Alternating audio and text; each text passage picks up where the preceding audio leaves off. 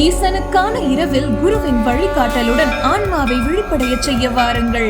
குரு மகாவிஷ்ணுவின் மகா சிவராத்திரி சிறப்பு தியானம். சுவாசம் பதிப்பகம் வழங்கும் மா வெங்கடேசனின் MC ராஜா மறைக்கப்பட்ட மாபெரும் ஆளுமை புத்தகம். MC ராஜா மீது வைக்கப்படும் விமர்சனங்கள் குறித்து நேர்மையாக ஆய்வு செய்யும் புத்தகம். புத்தகத்தை பெற திரையில் தெரியும் எண்ணை தொடர்பு கொள்ளவும்.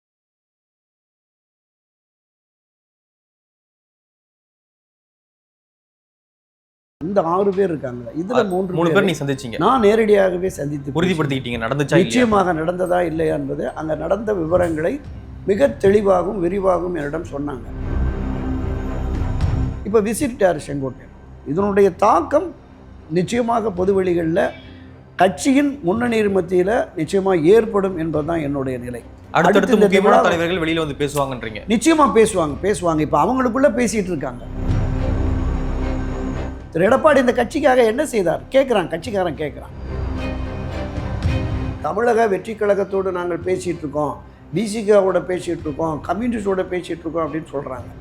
அவர்கள் எந்த நம்பிக்கையில் வருவாங்க? திரு எடப்பாடி மீதான நம்பகத்தன்மை போயிடுச்சு. இல்லை, 2024 நாடாளுமன்ற பொதுத் தேர்தலில் ஒரு மிகப்பெரிய வலிமையான கூட்டணியை உருவாக்குவான்னு தான் வந்தார் பாஜகலேருந்து வெளியில்.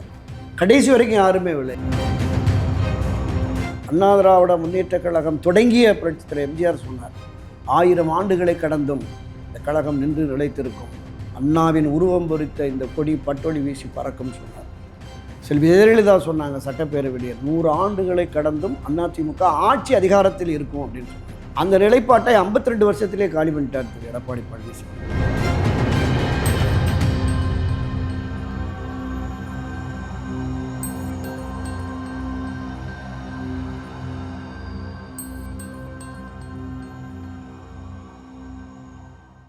பேசு தமிழா பேசு நேயர்களுக்கு வணக்கம். இன்று நம்மோடு உரையாடுவதற்காக மூத்த பத்திரிகையாளர் திரு துரைக்கருணா அவர்கள் இணைந்திருக்காங்க. அவங்க கூட நம்ம உரையாட போறோம். வணக்கம் சார். வணக்கம் சகோதரன். அத்திக்கடவு அவிநாசி திட்டத்துக்கு வெற்றி விழா, அதை கொண்டு வந்ததுக்காக வெற்றி விழா வந்து எடப்பாடி பழனிசாமி அவர்களுக்கு கொண்டாடினாங்க. அதிமுகவுடைய முன்னோடிகள் எம்ஜிஆர் அவர்களுடைய போட்டோவோ ஜெயலலிதா அவர்களுடைய போட்டோவோ இல்லை அப்படின்னு சொல்லிட்டு செங்கோட்டையன் அவர்கள் அந்த விழாவை புறக்கணிச்சிட்டாரு அப்படின்னு சர்ச்சை எழுந்தது. இன்னைக்கு அவர் விளக்கம் கொடுத்திருக்காரு. ஆமா, நான் வைக்க சொன்னா அவங்க வைக்கல, அதனால புறக்கணிச்சுட்டா, மற்றபடி பிரச்சனை இல்லை அப்படின்னு வந்து அவர் விளக்கம் கொடுத்திருக்காரு. அதிமுகவில் குழப்பம் ஏற்படுதா? அதிமுக வந்து ஒற்றுமை இழக்குதா? 2024 நடைபெற்ற நாடாளுமன்ற பொதுத் தேர்தலுக்கு பிறகு அந்த நாடாளுமன்ற பொதுத் தேர்தலில் அனைத்து இந்திய அண்ணா திராவிட முன்னேற்ற கழகத்திற்கு ஏற்பட்ட சரிவு, பின்னடைவு, பெரும் தோல்வி, அது கட்சியினர் முன்னணி தலைவர்கள் மத்தியில் ஒரு பெரும் கலக்கத்தையும் குழப்பத்தையும் கவலையையும் உருவாக்கியது. அதனுடைய விளைவாக கட்சி மீண்டும் ஒருங்கிணைந்தால்தான் விலக்கப்பட்டவர்கள், விலகி சென்றவர்கள், அதிருப்தியில் இருப்பவர்கள் எல்லோரையும் ஒருங்கிணைக்க வேண்டும் அப்படிங்கிற அந்த கருத்தாக்கம் எழுந்தது. அப்போது அந்த 6 முன்னணி தலைவர்கள், இன்றைக்கு குரல் எழுப்பி இருக்கிற திரு செங்கோட்டையன் அவர்கள், திரு நத்தம் விஸ்வநாதன், திரு KP அன்பழகன், திரு தங்கமணி, திரு வேலுமணி, திரு CV சண்முகம், இந்த 6 பேருமே கடந்த ஜூலை மாதம் சேலத்தில் திரு எடப்பாடி பழனிசாமியை சந்தித்து கள நிலவரம், கட்சியின் நிலவரம், இப்போது இருக்கிற யதார்த்த சூழல், இது எல்லாத்தையுமே விளக்கி பேசி பொதுவெளிகள்லையும் மக்கள் மத்தியிலையும் கட்சியினர் மத்தியிலையும் ஒரு பெரிய மனச்சோர்வு, அதிருப்தி கட்சியின் மீது ஏற்பட்டுச்சு. அதனால தான் திமுகவுக்கு எதிராக தீவிரமாக கழகத்தினர் களமாடவில்லை.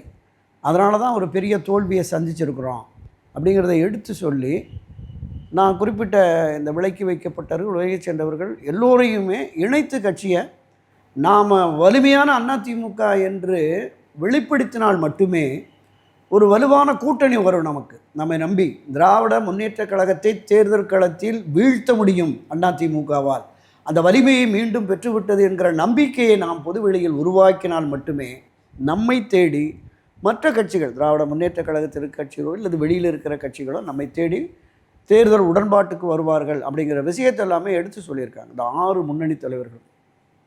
ஆனால் திரு எடப்பாடி பழனிசாமி பிடிவாதமாக ஒருபோதும் இணைப்பு என்பதே இல்லை, இனி விலக்கப்பட்டவர்கள் தான் அப்படிங்கிறதுல பிடிவாதமாக இருந்தார். அன்று முதலே திரு எடப்பாடி மீதான ஒரு மிகப்பெரிய அதிருப்தி என்பது இந்த முன்னணி தலைவர்களிடம் இருந்தது. அந்த மீட்டிங்கில் செங்கோட்டையன் இல்லை இல்லையா? செங்கோட்டையன் இருந்தார். செங்கோட்டையன், நத்தம் விஸ்வநாதன், KP அன்பழகன், தருமபுரி அன்பழகன், தங்கமணி, வேலுமணி, CV சண்முகம், 6 பேர் சந்தித்து ஜூலை 7ஆம் தேதி நினைக்கிறேன், கிட்டத்தட்ட 2.5 மணி நேரம் பேசியிருக்காங்க. இந்த 6 பேரில் 3 பேரை நான் நேரடியாக சந்தித்து பேசினேன். அங்கு பேசப்பட்ட விவரங்களை எல்லாம் இந்த 3 பேர், இந்த 6 பேர் இருக்காங்களா, இதுல 3 பேர் நீ சந்திச்சீங்க, நான் நேரடியாகவே சந்தித்து உறுதிப்படுத்திக்கிட்டீங்க நடந்துச்சா? நிச்சயமாக நடந்ததா இல்லையா என்பது அங்க நடந்த விவரங்களை மிக தெளிவாகவும் விரிவாகவும் என்னிடம் சொன்னாங்க. ஆனால் ஏனோ திரு எடப்பாடி பழனிசாமி பிடிவாதமாக இருக்கிறார். அவரை நாங்கள் சமாதானப்படுத்தி கொண்டு வந்துடுவோம் அப்படிங்கிற மாதிரி. கடந்த 3-4 ஆண்டுகளாக அண்ணா திராவிட முன்னேற்றக் கழகம் ஒற்றுமைப்பட வேண்டும் என்று பொதுவெளிகளில், வலைத்தளங்களில், காட்சி ஊடகங்களில் நான் பேசிட்டு வர்றதுனால என் மீது அவர்களுக்கு ஒரு தனி மரியாதை இருந்ததன் விளைவாக இந்த விஷயத்தை எல்லாமே அவங்க சொன்னாங்க. அதற்கடுத்து பொதுவெளிகளில், வலைத்தளங்களில், தொலைக்காட்சிகளில், பத்திரிகைகளில் இந்த 6 பேர் சந்தித்து பேசி வலியுறுத்தியிருக்கிறார் என்கிற செய்திகள் வந்துக்கிட்டே இருக்குது. ஒரு கட்டத்தில் திரு எடப்பாடி பழனிசாமி தலைமை கழக வாசல்லே நின்று இந்த 6 பேர் என்னை சந்தித்து கட்சி ஒற்றுமைப்பட வேண்டும், விலக்கி வைக்கப்பட்டவர்களை சேர்க்க வேண்டும் என்று வலியுறுத்தியதாக வந்த செய்திகள் அனைத்தும் பச்சை பொய்ங்கிறார். அப்போ கட்சியின் முன்னணியினர் திரு எடப்பாடியை விடவும் கட்சிக்காக பாடுபட்டவர்கள், புரட்சித் தலைவர் எம்ஜிஆர் காலத்திலிருந்து இந்த கட்சியினுடைய வளர்ச்சிக்காக அடிபட்டு சிறைப்பட்டு அவர்கள் பாடுபட்டு வளர்த்த கட்சி இப்படி ஒரு பின்னடைவை, சரிவை, தோல்வியை சந்தித்திருக்கிறதே. திராவிட முன்னேற்றக் கழகத்திற்கு எதிராக களமாட முடியாமல் தொண்டர்கள் சோர்வடைந்திருக்கிறார்களே அப்படிங்கிற பார்வை இதை கொண்டு போய் சொன்னதை சந்தித்ததே பச்சை பையின்னு சொன்னால், ஒரு கட்சியின் தலைமை பொறுப்பில் இருக்கிறவர், கட்சியினுடைய மூத்த முன்னோடிகள் தன்னை சந்தித்தது பச்சை பொய் என்று சொல்வாரேயானால் இவரை நம்பி எப்படி பயணிப்பது அப்படிங்கிற அந்த தாக்கம் அந்த 6 பேர் மனதிலையும் உருவாயிடுச்சு. கட்சி மீண்டும் ஒரு பிளவை சந்திக்கக்கூடாது என்பதற்காக அமைதி காத்திருக்கிறார்கள். எப்போதாவது என்றாவது பிளவு அப்படின்னா இந்த 6 பேர்ல யாரோ விலக போறாங்க, பிரச்சனை இல்லை. அவர்கள் மீண்டும் எடப்பாடி இல்லாத அதிமுக என்கிற முடிவை எடுக்கிற பொழுது ஒரு பிரச்சனை உருவாகும். அவருக்குன்னு சில ஆதரவாளர்கள் போவாங்க. அப்போ மறுபடியும் ஒரு பிரிவை சந்திக்கணும். எனவே எடப்பாடியை சமாதானப்படுத்தி கட்சியை ஒற்றுமைப்படுத்த வேண்டும் என்பதற்காக தான் காலம் கனியும் என்று காத்திருக்கிறார்கள். காத்திருப்பவர்களுடைய மனநிலையை புரிந்து கொள்ளாமல் திரு எடப்பாடி இன்னும் பிடிவாதமாக இருப்பதால் அவர்கள் மனச்சோர்வடைந்திருக்கிறார்கள். அதனுடைய வெளிப்பாடு தான் திரு செங்கோட்டையன் இன்றைக்கு வெடிச்சிட்டார். இல்லாட்டி எப்படிப்பட்ட சூழல் வந்தாலும் அவர் வெளிப்படையாக கருத்து சொல்லவே மாட்டார். திரு செங்கோட்டையன் அவர்களை பொறுத்தளவில் மிக சீனியர். புரட்சி திரு எம்ஜிஆர் காலத்தில் கட்சியினுடைய தொடக்க காலம் முதல் இருக்கார். 1977 தொடர்ந்து 8-9 முறை சட்டமன்ற உறுப்பினர், அமைச்சராக இருந்தவர். கட்சி நலன் முக்கியம் என்று அவர் கட்சியிலிருந்து சில காலம் பொறுப்புகளிலிருந்து ஒதுக்கி வைக்கப்பட்ட நிலையிலும் கூட எந்த முடிவும் எடுக்கலை. செல்வி ஜெயலலிதா அவர்களால் ஒதுக்கி வைக்கப்பட்டவர்கள், விலக்கி வைக்கப்பட்டவர்கள் பல பேர் வெளியில் போய் கட்சிகள்லாம் தொடங்கினாங்க, மற்ற மாற்றுக் கட்சிகள்லாம் போய் இணைந்தாங்க. அப்படி மாற்றுக் கட்சிக்கு சென்றவர்கள் திரு செங்கோட்டையன் கூட அழைப்பு கொடுத்தாங்க, உங்களுக்கு இப்போ அங்கே மரியாதை இல்லை, வாங்க. ஒருபோதும் நான் வரமாட்டேன், அதிமுக என் உயிர் அப்படின்னு இருந்தவர். அவர் ஒரு முயற்சி எடுக்கிறாரு. அவர் சந்தித்தது பச்சை பொய் என்று பேசினால் எப்படி சரியாக வரும்? அப்போ இந்த நிலைப்பாடு அவர் ஒரு நான் பல பதிவுகளில் சொல்லியிருந்தேன். இந்த உணர்வு என்பது ஒரு நீர் பூத்த நெருப்பாக அதிமுகவில் இருக்கிறது. யாராவது ஒருத்தர் விசிறி விட்டால் அதை எரிய ஆரம்பிச்சிடும் அப்படின்னு. இப்போ விசிறிட்டார் செங்கோட்டையன். இதனுடைய தாக்கம் நிச்சயமாக பொதுவெளிகளில் கட்சியின் முன்னணி மத்தியில் நிச்சயமாக ஏற்படும் என்பதுதான் என்னுடைய நிலை. அடுத்தடுத்து முக்கியமான தலைவர்கள் வெளியில் பேசுவாங்கன்றீங்க? நிச்சயமாக பேசுவாங்க. இப்போ அவங்களுக்குள்ளே பேசிகிட்டு இருக்காங்க. ஏன் இந்த மாதிரி பிடிவாதம் பண்ணுறாரு? தொடர்ந்து திமுக வெற்றி பெற்றுக்கிட்டு இருக்கு, நம்ம தொடர்ந்து தோல்வி அடைஞ்சிக்கிட்டு இருக்கோம். இப்போ இந்த நிலையில் திமுகவை வீழ்த்த வேண்டும் என்பதற்காக தான் அண்ணா திராவிட முன்னேற்ற கழகமே தொடங்கப்பட்டது. இப்போ அதிலிருந்து நாம் அந்த தீவிரத்தன்மையிலிருந்து நாம் நழுவிட்டோமோ அப்படிங்கிற பார்வை கட்சியின் நிர்வாகிகள், தொண்டர்கள் மத்தியில் இருக்கிறது. இப்போ இந்த சூழலில் ஒன்றுபட்ட அதிமுக தான் திமுகவை வீழ்த்த முடியும் என்கிற நிலை இருக்கிற பொழுது ஒன்றுபடுவதற்கு இவர் சம்மதிக்க மாட்டேங்கிறாரே ஏன் அப்படிங்கிற கேள்வி இருக்கிறது. இப்போ பொதுவெளிகளில் தொண்டர்கள் மத்தியிலுமே ஒரு சந்தேக பார்வை வருது. திராவிட முன்னேற்ற கழகத்துக்கு எதிராக சட்டமன்றத்திலும் சரி, பொதுவெளிகளிலும் சரி, ஒரு போர்க்குணத்தோடு செயல்படவில்லையே, பெரிய அளவில் போராட்டம் இல்லையே, அரசுக்கு எதிரான மனநிலையில் இருக்கிற போராட்ட களத்துக்கு வருகிறவர்களுக்கு கூட அதிமுக ஆதரவளிக்கவில்லையே. இப்போ திராவிட முன்னேற்ற கழகம் ஆட்சியில் இருந்த செல்வி ஜெயலலிதா காலத்தில் திராவிட முன்னேற்ற கழகம் எடப்பாடியார் காலம் வரைக்குமே மிகப்பெரிய அளவில் பல போராட்டங்களை நடத்துவாங்க. யாரெல்லாம் அரசுக்கு எதிராக போராட்ட களத்திற்கு வருகிறார்களோ, அரசு ஊழியர்கள், ஆசிரியர்கள், போக்குவரத்து ஊழியர்கள், மின்வாரிய ஊழியர்கள், யாரெல்லாம் போராட்ட களத்திற்கு வருவார்களோ அவர்கள் பின்னணியில் திமுக இருக்கும். திமுக அவர்களை கையில் எடுத்துக்கொண்டு அந்த போராட்டத்தை முஸ்தீபப்படுத்தி அதை தீவிரப்படுத்துறதோட ஆட்சிக்கு வந்தால் நாங்கள் உங்களுக்கு ஆதரவாக இருப்போம் என்று ஒரு நல்ல இணக்கமான மனநிலைக்கு அவர்களை கொண்டு வந்து விடுவார்கள். அந்த எந்த செயலிலுமே திரு எடப்பாடி இதுவரையில் ஈடுபடவில்லை இல்லை. இது ஏன் அப்படிங்கிற அந்த பொதுவெளி சந்தேகம் கட்சியினர் மத்தியிலையும் வந்துருச்சு.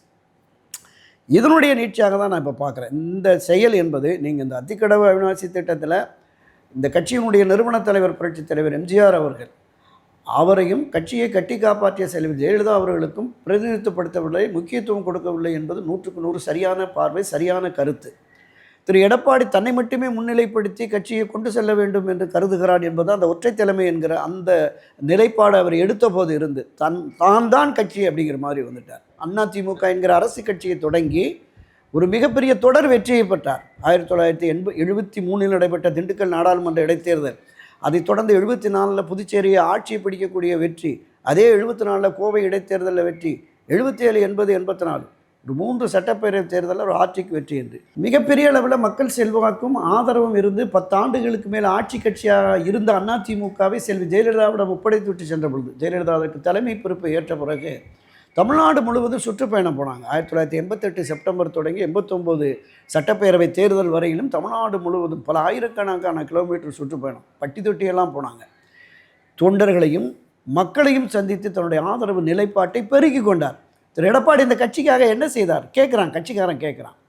இருவரும் தலைவர்கள், ஆளுமை மிக்க தலைவர்கள், தொண்டர்கள் 100% ஏற்றுக்கொண்ட தலைவர்கள், மக்களின் ஏகோபித்த ஆதரவை பெற்ற தலைவர்கள், அவர்களே கட்சிக்காக பாடுபட்டார்கள். தனக்கு எதிரான நிலைப்பாட்டை எடுத்தவர்களை எல்லாம் அரவணைத்தார்கள். உதாரணத்திற்கு புரட்சித்தலைவர் எம்ஜிஆர் அவர்கள் திராவிட முன்னேற்ற கழகத்திலிருந்து நீக்கப்பட்ட பொழுது அவர் மீது கடுமையான குற்றச்சாட்டுகளை, மிக மோசமான விமர்சனங்களை முன்வைத்த நாவலர் நெடுஞ்செழியன், பாவு சண்முகம், ராகவானந்தம், மாதவன், ராஜாராம் போன்றவர்களெல்லாம் தன்னுடைய கட்சியில் இணைத்து கட்சியினுடைய முதன்மை பொறுப்பை வழங்கினார். கட்சியினுடைய பொதுச் செயலாளர் ஆக்கினார், பொருளாளர் ஆக்கினார், அமைச்சரவையில் இடம் கொடுத்தார். தனக்கு எதிரான நிலைப்பாட்டை எடுத்து தனி கட்சி தொடங்கிய ஸ்ரீ சோமசுந்தரத்தை மீண்டும் வரவழைத்தார். தனக்கு எதிராக 76லேயே தனி கட்சி என்று போன ஜி விஸ்வநாதன், நம்ம கோவை செழியன், விருதுநகர் ஸ்ரீனிவாசன் போன்றவர்களெல்லாம் கூட திரும்ப அழைச்சிக்கிட்டார். செல்வி ஜெயலலிதாவை பொறுத்தளவில் தன்னுடைய அரசியல் நிலைப்பாட்டுக்கு எதிராக, தனக்கு எதிராக போர்க்கொடி தூக்கி போட்டி அதிமுக, எம்ஜிஆர் அதிமுக, புரட்சித்தலைவர் அதிமுக என்று தொடங்கி சென்ற முன்னணியினரெல்லாம் வரவழைத்தார். கட்சி ஒன்றுபட்டால் தான் வெற்றி, திமுகவை வீழ்த்த முடியும் என்று புரட்சித்தலைவர் எம்ஜிஆர் உணர்ந்திருந்தார், செல்வி ஜெயலலிதா உணர்ந்திருந்தார். திரு எடப்பாடி ஏன் உணரவில்லை? இதுதான் கட்சியின் முன்னணியினுடைய கேள்வியாக இருக்கிறது. நீங்கள் 1989 அந்த 88, 89 காலகட்டத்தில் ஜே அணி ஜா அணி பிரிந்ததில், அந்த காலகட்டங்களில் இந்த பிரிந்து கிடந்தால் மீண்டும் திமுக ஆட்சிக்கு வந்துவிடும் என்பதை நிரூபிச்சுட்டாங்க 89 ஆட்சி அதிகாரத்திற்கு. எனவே இணைப்பு அவசியம் என்பதை விரும்பித்தான் மரியாதைக்குரிய திருமதி வி.என். ஜானகி அம்மையார் வேண்டாம், தலைவருடைய இயக்கம் பிரிவுபட்டு பிளவுபட்டு நிற்கக்கூடாது அப்படின்னு ஒரு பெருந்தன்மையோடு விட்டு கொடுத்து ஒன்றுபட்ட அதிமுக வந்ததற்கு பிறகுதான் 91 ஆட்சி அதிகாரத்துக்கு வர முடியுது. அதுதான் அரசியல் கலை யதார்த்தம், நிஜ நிலவரம். அன்றைக்கு திரு ஆர். வீரப்பன், காளிமுத்து, வளமதி போன்றவர்கள்லாம் மரியாதைக்குரிய செல்வி ஜெயலலிதா அவர்களை மிக மோசமாக நாரச நடையில் பேசினாங்க. அவர்களையும் மன்னித்து அரவணைத்து கொண்டு வந்து கட்சியினுடைய முதன்மை பொறுப்புகளில், தலைமை கழக பொறுப்புகளில் நியமிக்கிறாங்க, அமைச்சரவையில் இடம் கொடுக்குறாங்க, சபாநாயகர் ஆக்குறாங்க. எடப்பாடி ஏன் இந்த பிடிவாதம்? திரு ஓபிஎஸ் அவர்களையும் திருமதி சசிகலா அவர்களையும் சேர்க்க மாட்டேன் என்று இத்தனை பிடிவாதம் ஏன்? ஆனால் இவங்க யாருமே, நீங்கள் இப்போ சொல்கிற உதாரணம் யாருமே தலைமைக்கு ஆசைப்படலை. ஆனால் இப்போ இருக்கிறவங்க, நீங்கள் சொல்கிற இப்போ ஓபிஎஸ் ஆகட்டும், சசிகலா அவர்களாகட்டும், டிடிவி ஆகட்டும், தலைமைக்கு ஆசைப்படுறாங்க இல்லையா? இப்போ நம்மளுடைய பதவிக்கு பிரச்சனை வந்துடும் அப்படின்ற ஒரு பயம் இருக்கும் இல்லையா எடப்பாடி பழனிசாமி அவர்களுக்கு? தம்பி, தலைமைக்கு இவர்கள் ஆசைப்படவில்லை. கட்சி ஒன்றுபட வேண்டும், ஒற்றுமைப்பட வேண்டும் என்பதுதான் அவருடைய ஒரே நோக்கம். மாவட்ட செயலாளர் கொடுத்தா உதாரணத்துக்கு நான் சொல்கிறேன். இந்த 6 பேர் திரு எடப்பாடி பழனிசாமியை சந்தித்து அவரிடம் பேசிய பொழுது, நீங்களே கட்சியின் பொதுச் செயலாளராக தொடருங்கள், 2026 நீங்களே முதலமைச்சர் வேட்பாளராக உங்களையே அறிவிக்கலாம், நீங்கள் இப்போது செய்ய வேண்டியது கட்சியிலிருந்து விலக்கப்பட்டவர்கள், விலகிச் சென்றவர்கள், மனம் ஆச்சரியத்தோடு பிரிந்து நின்றவர்கள் அனைவருமே ஒன்றுபட்டு புரட்சித் தலைவர் எம்ஜிஆர், புரட்சித் தலைவர் அம்மா வழியிலே இந்த கட்சியை வெற்றி பாதைக்கு அழைத்து செல்ல வேண்டும் என்று ஒரு அறிக்கை மட்டும் கொடுங்க. இந்த அறிக்கையை வைத்து திரு ஓபிஎஸ் அவர்களையும் திருமதி சசிகலா அவர்களையும் நாங்கள் சமாதானப்படுத்தி அழைத்து வருகிறோம் அப்படின்னு சொல்லியிருக்காங்க. திரு ஓபிஎஸ் அவர்கள் பொதுவெளியிலே சொல்கிறார், இந்த பிரிந்து கிடக்கிற சக்தி ஒன்றுபட வேண்டும், புரட்சித் தலைவரும் புரட்சி தலைவர் அம்மாவும் பாடுபட்டு வளர்த்த இந்த கட்சி வீணாகி விடக்கூடாது, எனக்கு எந்த பொறுப்பும் வேண்டாம். 1989 கட்சி ஒருங்கிணைந்த பொழுது ஒரு இணைப்பு ஒப்பந்தம் வந்தது. யாரெல்லாம் சீனியர் செயலாளராக மாவட்ட மாநில அளவில் இருக்கிறாங்களோ அவங்க அப்படியே இருக்கட்டும். இந்த ஜே அணி ஜானியில் ஜூனியர் யார் இருக்காங்களோ அவங்களால இணைச் செயலாளர் துணைச் செயலாளர் போட்டுக்குவோம். என்னோடு பயணித்தவர்கள் எல்லோருக்குமே பதவி பொறுப்பு வழங்க வேண்டும் என்ற ஒரே கோரிக்கை தான் மரியாதைக்குரிய வி.என். ஜானகி அம்மையாரது. அதே கோரிக்கை தான் இன்று ஓபிஎஸும் சொல்கிறார். என்னோடு முதல் தர்ம யுத்தத்திலே வந்த பலரையும் நான் கைவிட்டு விட்டேன், அதனுடைய விளைவு மிக மோசமான விளைவு ஆகிடுச்சு. இன்று என்னோடு பயணிக்கிற மாநில மாவட்ட நிர்வாகிகளுக்கு உரிய பொறுப்புகள் வழங்கணும். இது ஒன்று தான் அவருடைய கோரிக்கை. எனக்கு எந்த பொறுப்பும் வேண்டான்ட்டார். திரும்பி சசிகலா அவர்களும் கூட செல்வி ஜெயலலிதா காலத்தில் இருந்தபோது மிகப்பெரிய அதிகாரத்து இல்லை கட்சி ஒன்றுபட வேண்டும் என்பதுதான் அவருடைய சிந்தனையாக இருக்கிறது. ஒவ்வொரு பேட்டியிலையும் அதை தான் சொல்கிறார். அப்போ இந்த நிலைப்பாட்டுக்கும் திரு எடப்பாடி ஒப்புக்கொள்ளவில்லை என்கிற பொழுதுதான் ஏன் இந்த பிடிவாதம் என்கிற அந்த ஒரு சந்தேக எண்ணம் உணர்வு கட்சியின் எல்லா மட்டத்திலுமே இருக்கிறது. நீங்கள் பல பகுதிகளில் கட்சியினுடைய முன்னணியினர் போகிற போது சொல்கிறாங்க, கட்சியை ஒன்றுபடுத்திட்டு வாங்க, அப்போ தான் நம்ம தேர்தலில் ஜெயிக்க முடியும். இன்றைக்கி இருக்கிற சிட்டிங் எம்எல்ஏ 60க்கும் மேற்பட்ட எம்எல்ஏல 30-40 எம்எல்ஏக்கள் கட்சி ஒற்றுமைப்பட்டு கூட்டணி வலிமையாக இல்லாவிட்டால் எங்களுக்கு சீட்டே வேணான்னு சொல்ல ஆரம்பிச்சிட்டாங்க. நேரடியாகவே சொல்கிறாங்க. பலர் இந்த கருத்துக்களை பதிவு பண்ணுறாங்க. டிவிக்கெல்லாம் பேசிக்கிட்டு இருக்கு ஏடிஎம்கே கூட அப்படின்லாம் ஒரு பேச்சு பொருள் போது இல்லையா? இருக்குது அதெல்லாம் இருக்குது. ஆனால் இதன் கட்சி அண்ணா திராவிட முன்னேற்ற கழகம் கிட்டத்தட்ட ஒரு திரு ஓபிஎஸ் திருமதி சசிகலாவுக்கு ஒரு 4-5% வாக்குகளாவது இருக்கும். தென் மாவட்டங்களில் டெல்டா மாவட்டங்களில் அவங்களுக்கு இருக்கும். இப்போ திராவிட முன்னேற்ற கழகத்திற்கு அண்ணா திராவிட முன்னேற்ற கழகத்திற்கும் தேர்தல் வெற்றி, ஆட்சி அதிகாரத்திற்கு வருவதுடைய வெற்றி சதவீதம் எவ்வளவு? 1.5% ஒரு 3% அளவுக்கு தான். அப்போ வெளியில் ஒரு 4-5% இருக்குது. நமக்கான வாக்குகள், காலமெல்லாம் ரெட்டலைக்கு வாக்களித்த வாக்காளர்கள் அங்கே இருக்கிறார்கள். அவர்களை ஒருங்கிணைச்சதுன்னா வலிமைப்பட்ட அதிமுக, நான் தொடக்கத்தில் சொன்னது மாதிரி திமுகவை வீழ்த்த வலிமையுள்ள அதிமுக ஒன்றுபட்டு விட்டது என்கிற பார்வை கட்சியினரிடம் வரும். இதை தாண்டி பொதுமக்கள் மத்தியிலும் மீண்டும் அதிமுக வெற்றி பெறுவதற்கான வாய்ப்பு இருக்கிறது என்று வரும். இதை தாண்டியும் வெளியில் இருக்கிற மற்ற அரசியல் கட்சிகளுக்கு வலிமை பெற்ற அதிமுகவோடு நாம் இணைந்தால் நமக்கு கூடுதல் இடங்களும் வெற்றியும் கிடைக்கும் என்கிற மனப்போக்கும் உருவாகும். எனவே அதைத்தான் விரும்புகிறாங்க. நீங்கள் அது இல்லாமல் தமிழக வெற்றி கழகத்தோடு நாங்கள் பேசிகிட்ருக்கோம், பிசிகாவோட பேசிகிட்ருக்கோம், கம்யூனிஸ்டோட பேசிகிட்ருக்கோம் அப்படின்னு சொல்கிறாங்க. அவர்கள் எந்த நம்பிக்கையில் வருவாங்க? திரு எடப்பாடி மீதான நம்பகத்தன்மை போயிடுச்சு. இல்லை, 2024 நாடாளுமன்ற பொதுத் தேர்தலில் ஒரு மிகப்பெரிய வலிமையான கூட்டணியை உருவாக்குவான்னு தான் வந்தார் பாஜகலேருந்து வெளியில். கடைசி வரைக்கும் யாருமே இல்லை. எஸ்டிபிஐயும் தேமுதிக மட்டும்தான் வந்தாங்க. பெரிய அளவில் வெற்றி பெற முடியல, மிகப்பெரிய சரிவு வந்துருச்சு.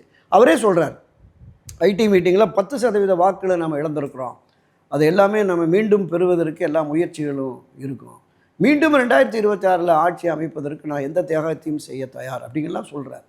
ஆனால் தலைவர்கள் முன்னெடுத்து பேசுகிற போது எந்த தியாகத்தையும் செய்ய அவர் தயாராக இல்லைன்னு தெரியுது. திரு எடப்பாடி இப்போது செய்ய வேண்டிய ஒரே தியாகம் தன்னுடைய பிடிவாதத்தை மட்டும் தியாகம் செய்துட்டு கட்சியை ஒற்றுமைப்படுத்தி இந்த ஒன்றுபட்ட அதிமுக வெற்றி பாதையில் பயணிக்கும் என்கிற நம்பிக்கையை பிற கட்சிகளிடம் உருவாக்கி அவர்களையும் இணைத்து திராவிட முன்னேற்ற கழகத்திற்கு இணையான ஒரு வலுவான கூட்டணியை கட்டமைத்து இந்த தேர்தலை எதிர்கொள்ளாவிட்டால் 2026 தேர்தலில் திரு எடப்பாடி பழனிசாமி தலைமையிலான அதிமுக மீண்டும் ஒரு மிகப்பெரிய சரிவை பின்னடைவை சந்தித்துவிடும் என்பதுதான் கள யதார்த்தம். ஒரு பெரிய படுதோல்வி அடைகிறாங்க அப்படின்னு பட்சத்தில் அதிமுகவுக்கு 26க்கு அப்புறம் எப்படி இருக்குன்னு நினைக்கிறீங்க காலம்? இல்லை, அதிமுகவை பொறுத்தளவில் இது தொண்டர்கள் பலம் பொருந்திய கட்சி. யார் தலைமை பொறுப்புக்கு வந்தாலுமே கட்சி வெற்றி பெற வேண்டும் அப்படிங்கிற எண்ணமும் அந்த உத்வேகமும் இருக்கும். கோடிகளை தாண்டி உறுப்பினர்கள் இருக்கிறாங்க.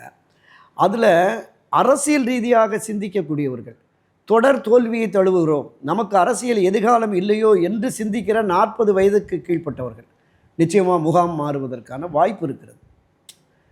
இனி தொடர்ந்து நம்மளால் பயணிக்க முடியாது, இது வெற்றி பெற முடியாது என்கிற சந்தேகம். இந்த 40, 50, 60 வயது கடந்தவர்கள் கட்சியின் மீதும் தலைமையின் மீதும் புரட்சித் தலைவர் எம்ஜிஆர், செல்வி ஜெயலலிதா மீதும் இரட்டைகளின் மீதும் ஒரு மிக சிறந்த ஈர்ப்போடு இருப்பார்கள். அவங்க இதில் தொடர்ந்து வருவாங்க. அடுத்தடுத்து கட்சி எடுக்கிற நிலைப்பாடு, கட்சியின் தலைமை எடுக்கிற நிலைப்பாடை பொறுத்து மீண்டும் உயிர் பெற்று வரும். அதெல்லாம் ஒன்றும் மாற்று கருத்தே இல்லை.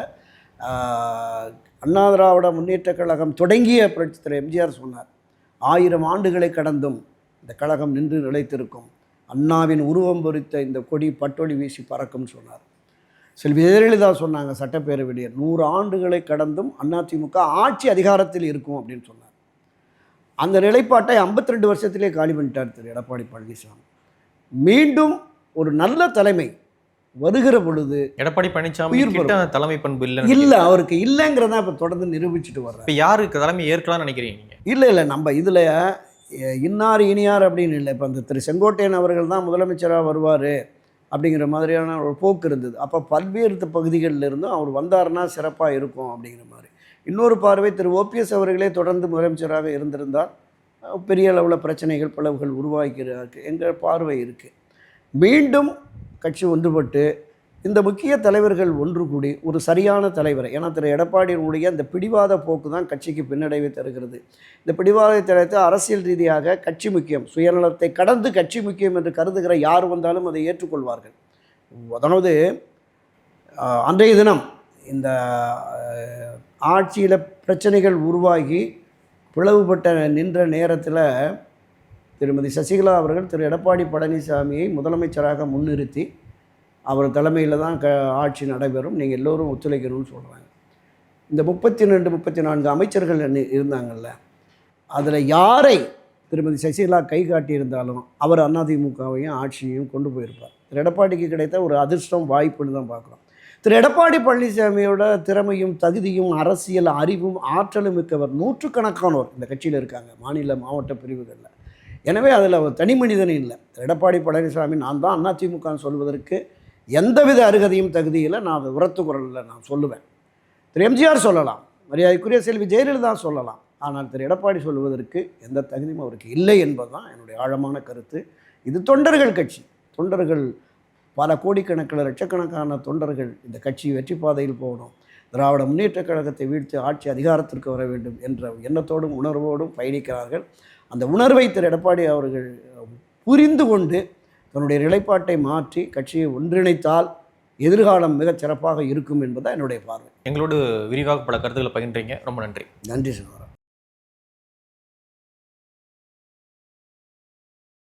அஸ்வினி நட்சத்திரக்காரர்கள் ஒரு வீட்டில் இருக்காங்கன்னா என்ன மாதிரி பொம்மைகள் வைக்கலாம்? பொதுவாக அஸ்வினி நட்சத்திரம் சொல்லிட்டாலே இந்த மாதிரி ஆன்மீகம் மற்றும் ஜோதிடம் சார்ந்த இன்னும் பல வீடியோக்கள் பார்க்கணுமா? மறக்காம திருவருள் டிவிக்கு சப்ஸ்கிரைப் பண்ணுங்க. திருவருள் டிவியுடைய சேனல் லிங்க் இந்த வீடியோடைய டிஸ்கிரிப்ஷன்ல இருக்கு.